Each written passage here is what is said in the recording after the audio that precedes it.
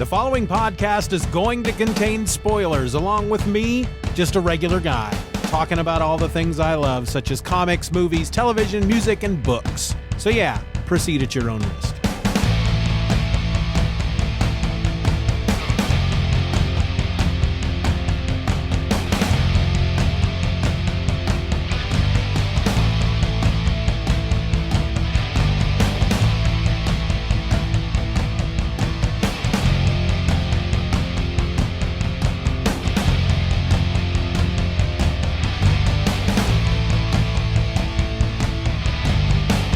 Good morning, good afternoon, and good night.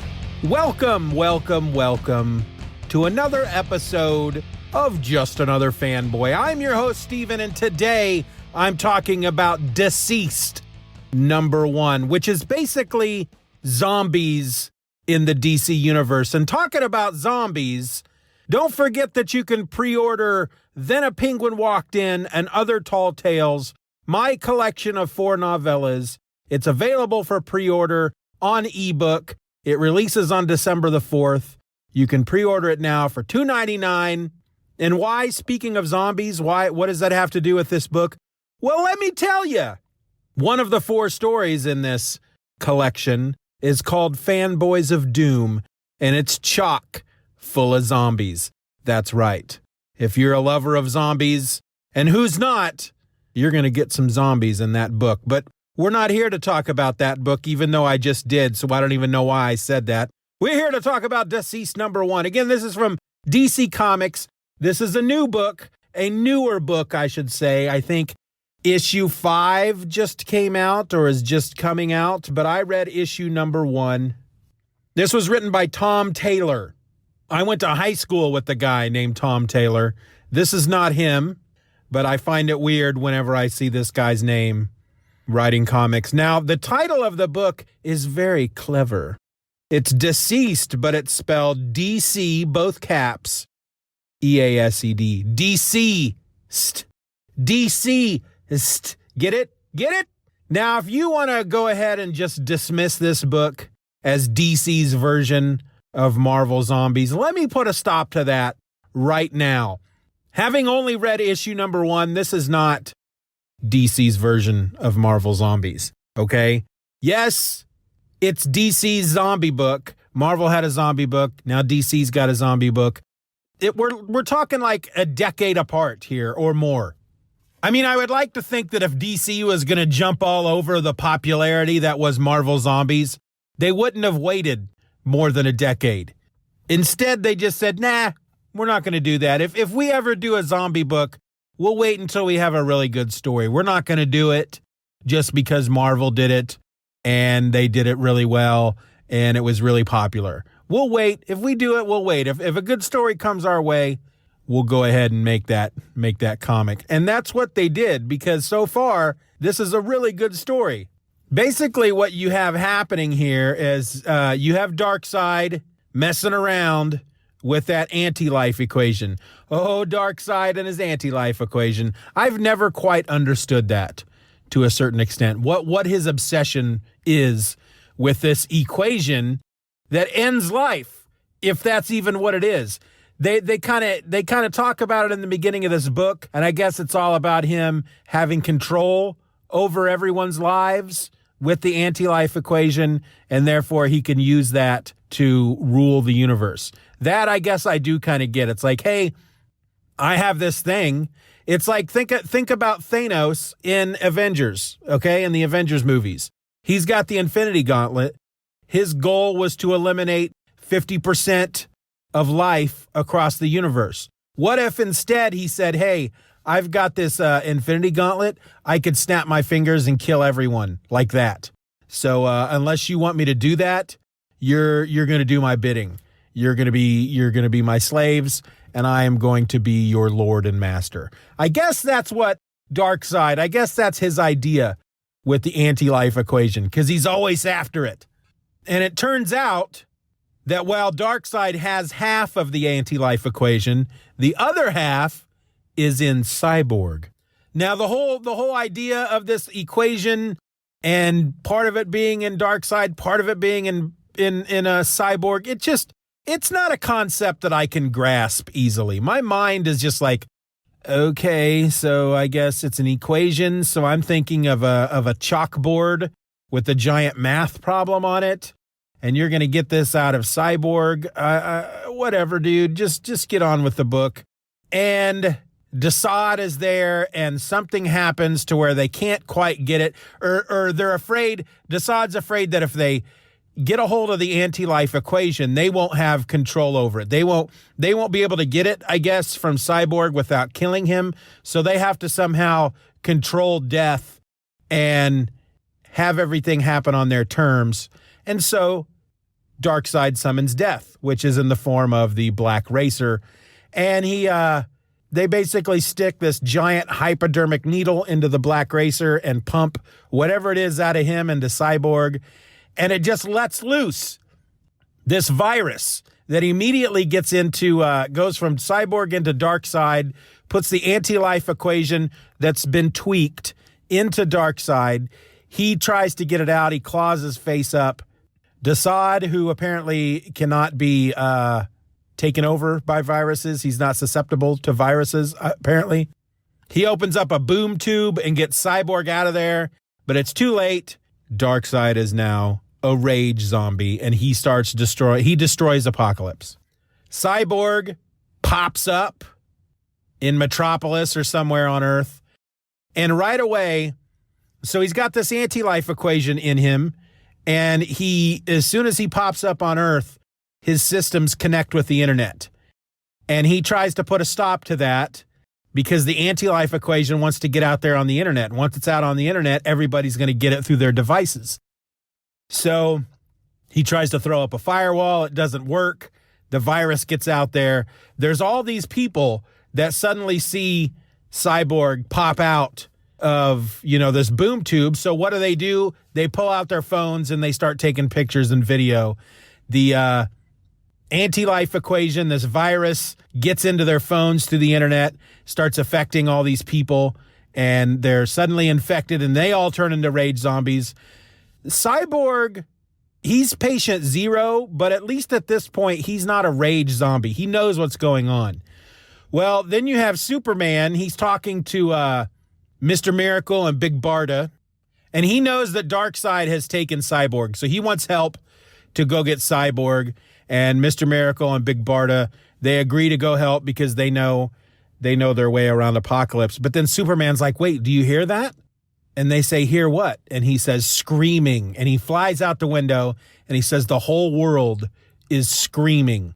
And right away, he figures out what's going on because he's Superman and he's super smart and he's got his super brain and everything. And he realizes that these rage zombies were infected through the internet, through their devices, and his mind immediately goes to his wife and his son. Now, let me stop for a second here. Let me pause, because I'm not reading any new books from DC at this point. This is the newest book from DC I've read. I am aware that they have a son named Jonathan. Other than that, I don't know anything else. That's it. That's all I know. Apparently, he is Superboy, or possibly a Superboy. I feel like I've read about a comic book called Super Sons, which is about Damian Wayne, which is Batman's kid, and then Jonathan Kent, which is Superman's kid. But yet Connor Kent is still around, so there's still that version of Superboy. So I try not to think about it too much because otherwise I'll get kind of confused. I'm sure for y'all who are reading all this stuff all the time, it's like, duh, it's not that big of a deal, man. It's here's this dude and here's this dude. They're two different people. They're just whatever. Just settle down. So Superman flies home where Lois is looking for her phone. She can hear her phone. She can hear her phone vibrating, but she can't find it. Well, Damian is there hanging out with Jonathan, and they're sitting in front of the TV playing video games. And it's kind of funny because Jonathan says, Damian, find my mom's phone. Where's it at? Damian says, how am I supposed to know where your mom's phone is? And Jonathan says, well, you're like a super detective, right? Your dad is Batman. Shouldn't you be able to use your detecting skills? And Damian says, well, you have X-ray vision. And Jonathan's like, oh, yeah, that's right. That's a good point. And he finds Lois's phone. He picks it up, and immediately heat beams come in and blow the phone up, and there's Superman. And he's like, close your eyes, everyone, close your eyes. And he blows up the TV. He says, no screens. And so he explains to them what's going on. Damian is understandably worried about his father. Well, we see Batman in the Batcave. He is sitting in front of about 20 screens, as he does.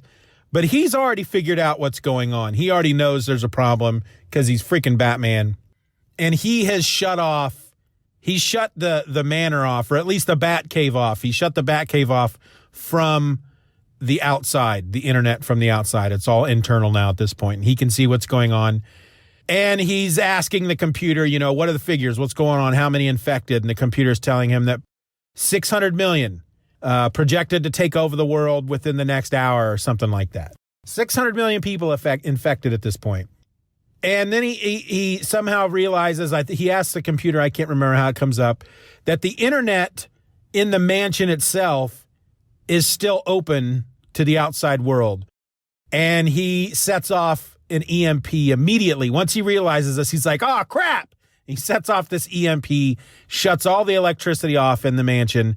And then he goes up to see if everybody is okay. Because both Dick Grayson and Tim Drake, Nightwing, and who at one point was Robin. I don't know if he's a Robin anymore because Damian Wayne is Robin. I feel like he's now called Red Robin. I don't know. I'm not reading all this. And, of course, Alfred's up there as well. So he goes up to find out if everybody's okay. Alfred is okay, but Nightwing and Red Robin, which I can't say without thinking of hamburgers. So I'll just say Tim and Dick, they are both infected. They attack Batman.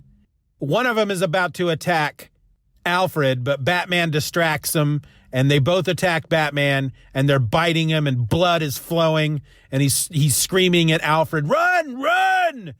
And blood is coming out of Batman's mouth. And as you're reading the book, when somebody becomes infected, blood starts coming out of their mouth. And so we're assuming, and that's how the issue ends. So we're assuming at this point that Batman has been infected, which, if that's the case, we're really sad for Damian, because Damian's really worried about Batman.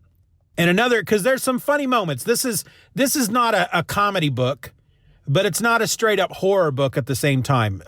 Tom Taylor does a really good job of blending in the serious with the funny. And I've always appreciated that about a writer. The only other thing I've ever read by Tom Taylor is the first Injustice Gods Among Us series. And that was a book that I had avoided for a long time. A buddy of mine, Arthur, kept telling me to read it. And finally I read it and I really, really enjoyed it. But I think a lot of that was because of Tom Taylor. But there's this funny moment when Damian's worried about Batman, and Jonathan tells him, yeah, but if my dad's right, then this virus is coming through the internet, mainly through a lot of these social networks, and Batman's not really all that, and Damian's like, yeah, he's not really that social. And Superman says, I know Batman. He's going to see this coming. He's going to protect himself. Your dad's going to be fine. But we don't know at this point if he's going to be fine. I would like to assume that if anybody is going to get out of this, it's going to be Batman. But at the same time, if he did get infected, I love that. I don't know why, but I just love that, other than Cyborg, who we don't know yet if he's a zombie. We know he's infected. We know he's patient zero, but he seems to have faculties of his, he seems to be in, wow, I can't think all of a sudden. I have turned into a zombie. He seems to be able to think and reason, whereas everyone else who is infected, they are rage zombies. And if one of the first heroes to fall is Batman, the smartest among them, the guy who has a contingency plan for everything, I just find that massively appealing. I don't know why. I just like that. First of all, it raises the stakes quite a bit. If Batman can get infected, anybody can. That's the way I look at it. However, I have a feeling that by issue 2, we're going to find out that he's not infected. I don't know. I haven't read issue 2 yet. Now, again, people might try to compare this to Marvel Zombies. I don't know. I didn't try to compare it to Marvel Zombies, but I can tell you that the zombies in Marvel Zombies are all aware. They know what they're doing. They're not the same people. So Peter Parker turns into a zombie. He doesn't want to go out and save people. He wants to go out and eat brains, but he's still intelligent. They form plans. They're intelligent zombies. They're not brainless, shambling zombies. Whereas in DCeased, they are rage zombies. And I think I read somewhere, because really at this point we haven't seen any of the heroes, any of the superpowered heroes or villains become zombies yet. But I feel like I read somewhere that if you're a superpowered person, hero or villain, and you become a rage zombie, you still have your powers. So that might be kind of fun.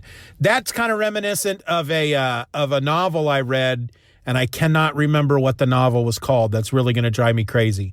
I may actually pause here for a second and go look for it. All right, I'm back. It was called Ex-Heroes by Peter Clines, and it was a book about a world in which superheroes existed. There was a big team like the Avengers or the Justice League, and a zombie virus strikes, and some of these heroes and villains are zombies, and it was really, really good. So that's something I would urge you to go check out if you're at all interested in superheroes and zombies, and then mashing those together. That would be a good book to read. Maybe I should reread it and talk about it more extensively on the show. I've got a number of zombie books that I have read that I would like to go back and reread. That's one of them. The Morningstar Saga by Z.A. Recht is another one. That was a great series of books about zombies. There was no gimmick there. It was just a straight up zombie book. But then there was Night of the Living Trekkies, something like that. It was about a zombie outbreak during a Star Trek convention, which ended up being really, really good. I'm not a big Star Trek guy, but I really enjoyed the book. Anyway, DCeased #1, Rage Zombies in the DC Universe, Tom Taylor, very well written, very nice art. I didn't get a chance to write down who the artist was. There were 2 or 3 in this first issue, but then I think it goes to just 1 for the rest of it so far. But again, if you're into zombies, if you're into comics, and you're into zombies and superheroes and comics, well, here it is. Boom. Superheroes, zombies in a comic book. And it's in the DC universe. So I gave it a try because issue #1 became free. Like they on Comixology, they did this free Halloween edition, which is just issue #1. There's nothing that the regular issue #1 had in it that this one didn't. So if you got Comixology, whether you're an unlimited subscriber or not, that issue is free. Go out and get it and read it. And I liked it enough that I bought 2, 3, and 4, which were all on sale. And then I've pre-ordered 5, which as of the time I'm recording this has not come out. But by the time you're listening to it, I believe it should be out by that point. Anyway, that's about it. I'm going to wrap it up. My name's Steven, and I'm just another fanboy. Be nice to each other. Please, can we do that? Let's just be nice to each other. Let's just try that for a day. Try it for half of a day. Spend an hour just being nice to people. I know that sometimes it's hard because in general, it seems like people are not nice back. But I have found that the nicer I am to folks, they eventually become nicer to me. Doesn't always work out that way, but I treat people the way I want to be treated. Anyway, I'm going to stop. I'm going to stop all that. I'm going to stop the preaching. I'm going to stop the teaching. I'm going to stop the leeching. And I'm going to finish the episode. And I'm just going to cut it off right here.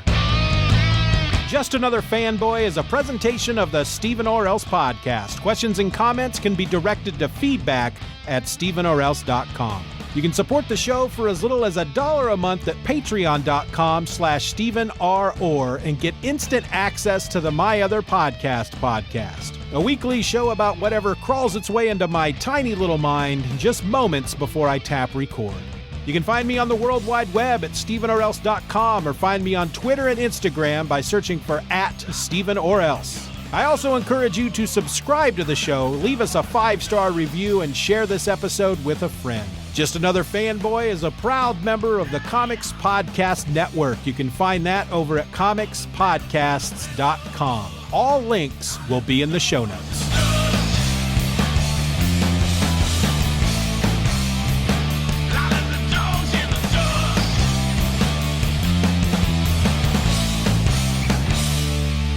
Bye-bye, Daddy. Bye-bye, Daddy. Good job.